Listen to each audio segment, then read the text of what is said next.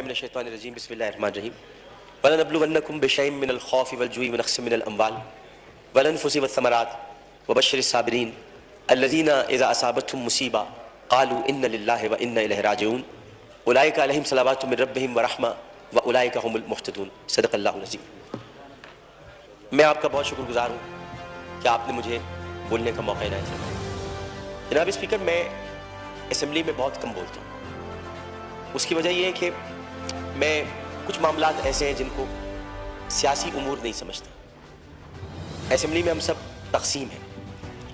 ہم اس لیے تقسیم ہے کہ ہمیں تقسیمی بنیادوں پر تقسیم کیا جاتا ہے۔ ہم اس لیے تقسیم ہے کہ اگر ہم تقسیمی بنیادوں پر تقسیم نہیں ہوں گے تو ہم تقسیم ہند کی عزت نہیں رکھ سکیں گے۔ اس لیے ہمیں اس بنیاد پر تقسیم کیا جاتا ہے کہ ہم تقسیم ہو کر آئے ہیں، لہٰذا تقسیم ہو کر اپنے اپنے جذبات اور اپنی اپنی کیفیات کا اظہار کریں اپنی اپنی پارٹی پالیسی کے مطابق۔ اسمبلی ہم سب کے لیے بولنے کے لیے اسی بھی ضروری ہے کہ ہم سب ان جگہوں سے منتخب ہو کر آئے جہاں کے لوگوں نے ہمیں اپنا درد سنانے کے لیے بھیجا۔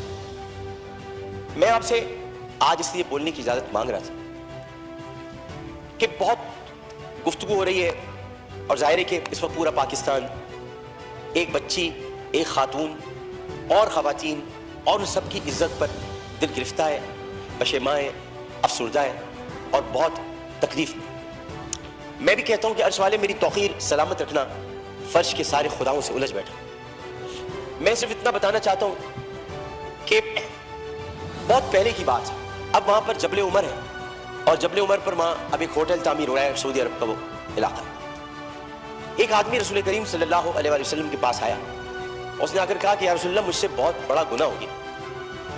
تو آپ نے فرمایا کب ہوا؟ لیکن اسلام لانے سے قبل۔ آپ نے فرمایا کہ ٹھیک ہے، اب تم اسلام لے آئے ہو، تمہارے سارے گناہ اللہ نے معاف کر دیے۔ اس نے کہا میری بات سن لیجیے رسول اللہ، میں آپ سے بات کرنا چاہتا ہوں، اپنے دل کا بوجھ ہلکا کرنا چاہتا ہوں۔ آپ نے کہا کہو تم کیا کہنا چاہتے ہو؟ اس نے کہا یا رسول اللہ میری ایک بچی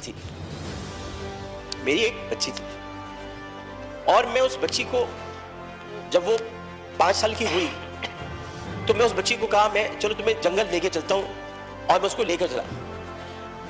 جناب اسپیکر توجہ چاہوں گا، میں اس کو جنگل لے کر چلا۔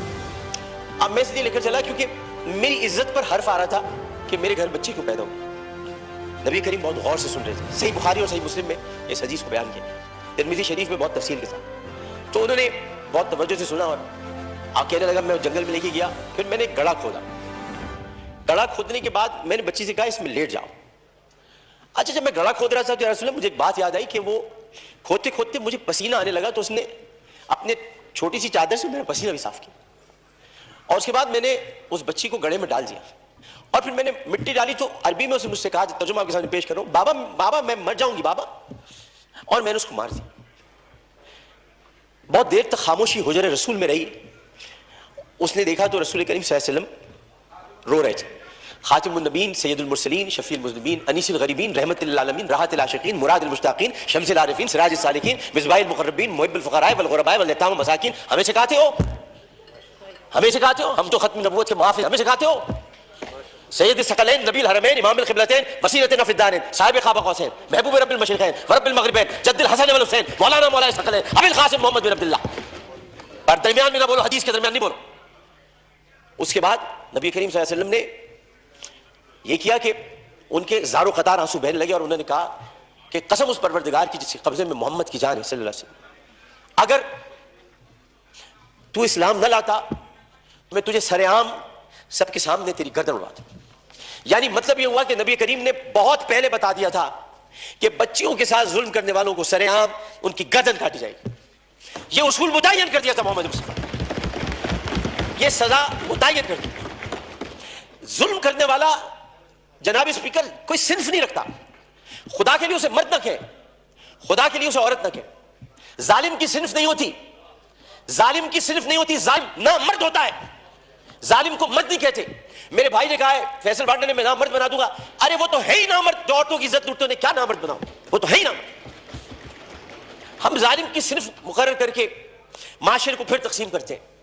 ہمیں کسی کی صنف مقرر نہیں کرنی، ہمیں صرف اور صرف قرآن اور سنت کے مطابق ان سزاؤں کا احیا کرنا ہے جن کی ضرورت ہے۔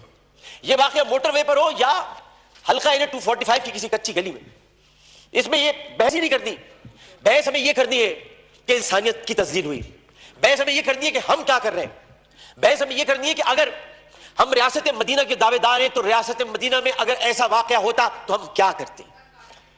ہمیں یہ کرنا ہے، ہمیں قانون سازی کرنی ہے، ہمیں اسمبلی میں بیٹھ کر اس معاملے کو مل جل کر حل کرنا ہے.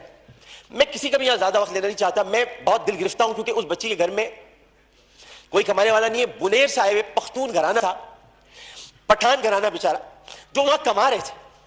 عمر صادق اس کا والد، بہت پیاری سی معصوم سی بچی تھی. ہر بچی معصوم ہوتی ہے، پیاری ہوتی ہے، لیکن جناب اس میں سوچیے ایک پختون فیملی کی بچی جو بڑے غیور ہوتے ہیں. میں اپنے تمام پختون بھائیوں سے کہتا ہوں، میں ان سے بڑی محبت کرتا ہوں. غیور قوم ہے، ایک عزت دار قوم ہے، جو آتے بھی ہیں عزت سے کمانے کے لیے، عزت سے جینے کے لیے. چاہے ان کے ساتھ خیبر پختونخوا میں ظلم ہو، چاہے کسی بھی حصے میں ہو اور کسی بھی قوم کے ساتھ ہو. پاکستان کا ہر قومی رکھنے والا فرد میرا پاکستانی بھائی. اور میں یہ کہتا ہوں کہ وہ بچی ایک دن جب اس کمرے میں رات بھر اس کو بند کر کے رکھا گیا ہوگا اور پھر اس کو درندگی کے ساتھ اس کی عصمت دری کرنے کے بعد اس کو جب زندہ جلایا ہوگا تو کتنی تکلیف ہوئی ہوگی اس معصوم سی بچی مروہ کو. جبکہ قرآن کہتا ہے ان الصفا والمروہ من شعائر اللہ. جب اللہ نے دو پہاڑوں کو مروہ اور صفا کو عزت دے دی تو پھر ان کی عزت کیوں نہ اتاری جائے جنہوں نے پہاڑوں کے نام پر عزت دینے والے پروردگار کی پیدا کی ہوئی مروہ کو بے دردی کے ساتھ اس کی عصمت دری کی. ان کی عزت کیوں نہ اتاری جائے، ان کی گردن کیوں نہ کاٹی جائے، ان کو سر عام پھانسی کیوں نہ دی جائے.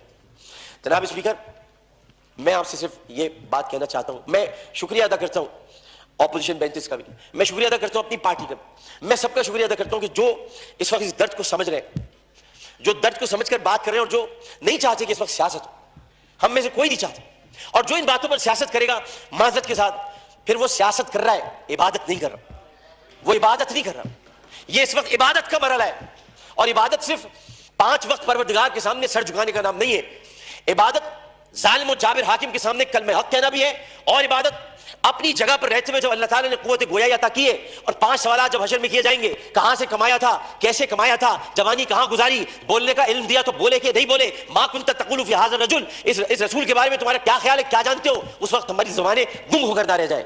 اس لیے ہمیں اپنی اپنی جگہ پر رہتے ہوئے اس کو عبادت سمجھ کر اپنا حق ادا کرنا ہے. میں اتنا کہنا چاہوں گا آخر میں، جناب اسپیکر، میں اس ایوان سے ہاتھ جوڑ کر مطالبہ کرتا ہوں، بحیثیت ان کا ساتھی، بحیثیت رکن قومی اسمبلی، انہی کا ساتھی، انہی کا بھائی ہوں، اپنی بہنوں کا بھائی ہوں، اپنے جو ہمارے اپوزیشن والے ان کی بہنوں کا بھائی ہوں. صرف اتنا کہنا چاہتا ہوں کہ اس اسمبلی میں ہم پتہ نہیں کب رہے، کب تک رہے، کیا رہے، ہمیں نہیں پتا، لیکن ہم جتنے دن بھی رہے یہ اسمبلی ایک تاریخ بن جائے کہ ہم نے، یہ اسمبلی نے قرارداد منظور کی تھی اور بل بنایا تھا کہ بچیوں کو میں ہر قتل کی بات ہے، بچوں کی عصمت دری کرنے والوں کو سزائے موت دی جائے. شکریہ جناب.